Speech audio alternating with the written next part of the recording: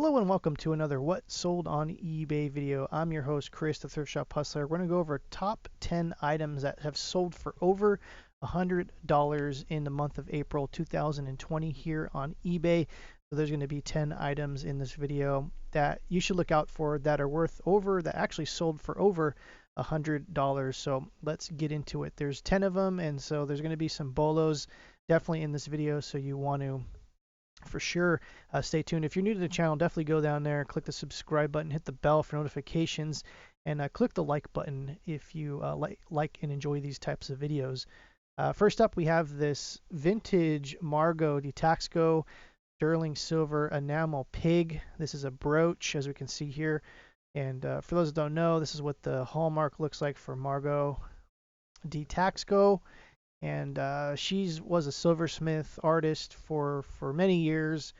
And as we can see here, she died in 1974. So a lot of these pieces are kind of vintage and older. So you definitely want to look out for the enamel pieces, and also you want to take a good look at the enamel. And as enamel is like basically like a hard paint, though it chips and can crack and can be scratched very easily. So it's kind of like, even though it's a hard kind of paint that cures, it's also like a kind of easily scratched also. So you definitely kind of want to take a look at that, because usually the mint condition pieces are going to actually bring a huge or a high demand as far as the price value. But also, as you can see here, these are very easy to spot. Margot di Taxco, she's done bracelets, all kinds of pendants, and different types of sterling silver jewelry. So just look out for these. Some of them actually go for a lot of money, and usually the bigger the piece, the more money it's going to be. And that's not always true for a lot of jewelry, but for this particular artist out of Taxco, she's definitely one that is very highly sought after too. And so she died in 1974, so a lot of these pieces are very old and very in high demand, especially the pieces that are in mint condition. So definitely look out for these. And usually the enamel pieces are more sought after than just the regular sterling stuff, but her stuff always sells, so it's definitely a bolo brand to look out for. Next up is this Yardro Apso dog figurine. This is 4642. And what's actually nice about this piece is the fact that it's one solid piece. Usually Yardro figures are going to have like little pieces that could easily be broken.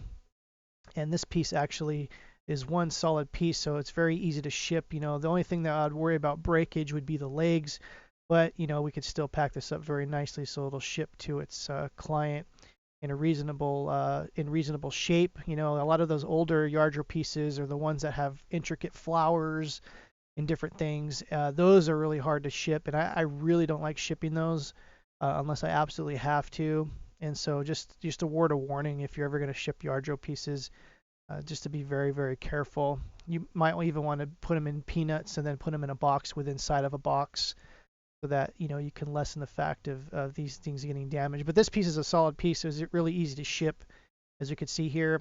And Yardro pieces will have the Yardro stamp on the bottom, usually the blue, and they'll have a model number etched in there, or sometimes even stamped in there. So they're very easy to look up, and you just have to look them up. Now they have done some of this, like they kind of do the same thing with Hummels, where they do the same design over and over again. So you'll have to kind of do your research on what is the older design. Usually the stamps will usually tell with that. So definitely look out for Yardro pieces. And just if you ever do come across them at an estate sale, you're probably never going to see these at a Goodwill or garage sale, though they are out there. People that own these know what they are. They usually paid hundreds of dollars, if not thousands of dollars for these at retail, in the 80s and the 90s. So definitely do your research per piece on these ones. Next up, we have this wood carving figure. This sold for $110. Now, one of the things I can tell you about wood carvings, if you ever come across them, quality is everything. So you want to kind of look at the different quality that you could see here in the wood carving, and also flip it upside down. Usually there'll be some kind of artist stamp or artist etching, usually on the base. Sometimes it'll be on the side of the base, on the back. And I actually found some of this kind of stuff at a Goodwill like 5 years ago, and the pieces sold for over $100 a piece also. It wasn't this artist, but it was an artist similar like this. It was basically all wood. It wasn't painted. This has kind of got some kind of highlighting painting, as you can see here. But wood figures, sometimes, they did mass produce these out of China too, so you just got to make sure you know what you're looking at. Usually you can pretty much tell what an older hand carved piece is going to look like because it'll have that kind of old patina. Some of them are even yellowed because they've been hanging out in houses that were filled with smoke because smoking was a huge thing in the 50s and the 60s and the 70s. So usually these wood pieces usually will darken over the years due to the just environment. So just they're kind of easy to look up, but also kind of hard to look up, especially if you don't have any information. And if there's no stamps on them, the best thing I could say is just go over the quality. If it looks like a quality piece, then you want to do the high-low theory, price high, and bring it down because if it doesn't have an artist name, it's going to be hard for people to look these up, especially collectors. Now this is kind of a generational collectible also.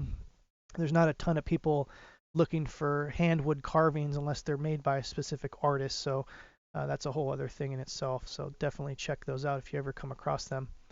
Next up, we have this Salvatore Ferragamo. These are some gray leather bow pumps, as we can see here. Really nice piece. This sold for $149, and these were used too. And so some of these are actually pretty good. Some of them are hit and miss. As you can see here, the bottoms actually had some pretty crazy wear to them.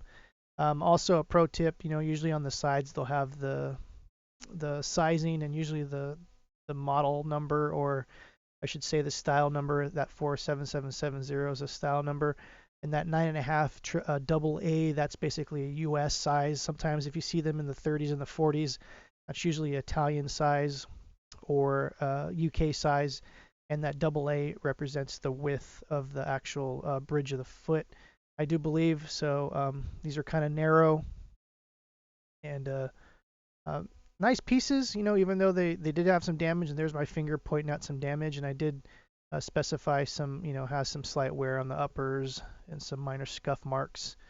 You kind of want to, for condition, you definitely want to add condition in the condition box, as collectors and people that buy these, they want to basically know.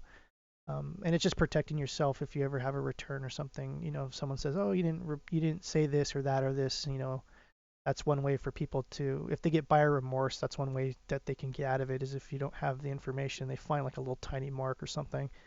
And we do get returns every once in a while with shoes, but for the most part, selling shoes is pretty good.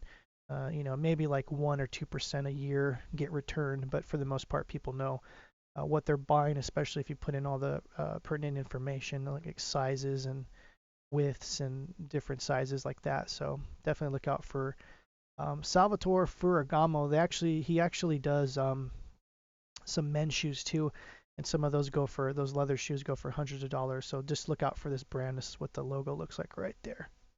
As you can see here, this is from the boutique, made in Italy. So yeah, this was basically made in Italy and boutiqued out here in America, United States somewhere because of the U.S. sizing. Next up, we have this Jade, a lot of earrings and bracelets. That picture had, I don't know why it was set on that picture. That confused the heck out of me there. Anyways, it's a lot. I don't know a whole bunch about Jade, whether or not how to tell if it's real or not. I do know one thing, that if you can feel it and it feels cold, that it's usually going to be jade, especially if you can like breathe on it and then hold it and cup it if it's still cold. There's something about jade that it doesn't absorb heat that well. So that's one of the ways that I learned to basically tell whether or not jade's real or not. If you know anything about jade, please leave a comment below. If there's another easier way to tell whether or not jade's, well, I know you can do like there's another technique where you heat up like a piece of metal with over a fire till it gets red hot, and then you try to melt it, and then you stick it on the thing, because jade's basically a rock. I think it's like a mineral, or like a quartz like rock, so it's not gonna burn. Plastic or anything like that, resin's gonna burn if you stick a hot poker to it. I don't suggest that technique, but it's one of the ways to tell whether or not jade's real or not. But anyways, this was a nice set. This sold for $127, and these actually earrings were inlaid with 14 karat gold. So these to me look like they were genuine jade earrings, and so this was a pretty good lot. Like I said, this sold for $127. The bangle bracelets underneath were basically they were just basically raw metal, or they weren't even plate, so the magnets stuck right to those. So I knew they weren't exactly anything, as we could see here. And there was a nice little pendant also with it. It was a pretty good lot, and this sold for $127. Just look out for this kind of stuff. Like I said, I'm no expert in jade, so I can't tell you what specific things to look out for. Next up, we have this Guardianware cookware. As you can see here, there's a turkey cooker. This is aluminum service. We got 4 pieces, all with the lids, which is actually surprising because some of these lids actually get broken very easily. And so, you want to look out for the lids. Some of the lids actually alone go for a pretty crazy amount of money. There's some rare pieces that the lids are hard to find because they break. Now the lids are made with like tempered glass, so they're very sturdy, and they won't chip, but they do. I mean, if you did just drop this on the ground, it's gonna break. But they're made very strong because they're basically cookware. They're supposed to be going through all kinds of heat and things like that. So just look out for this. It's called Guardianware, and I think I took a picture of the logo down here. There we go. Guardian Service. That's what it looks like.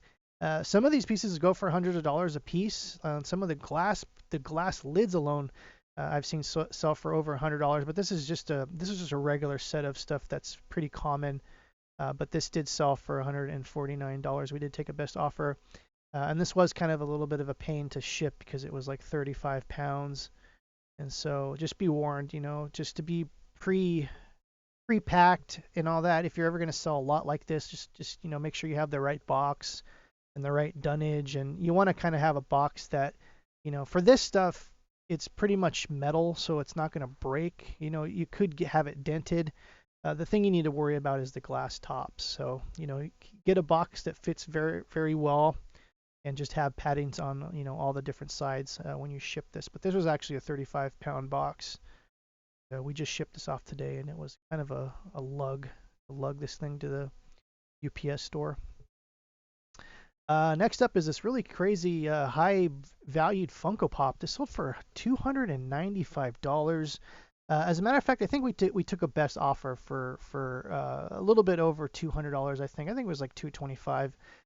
Nevertheless, some of these retired Funko Pops, even though the box, as you can see here, has some damage to it, not exactly perfect. Here's a good photo of it, as you can see here.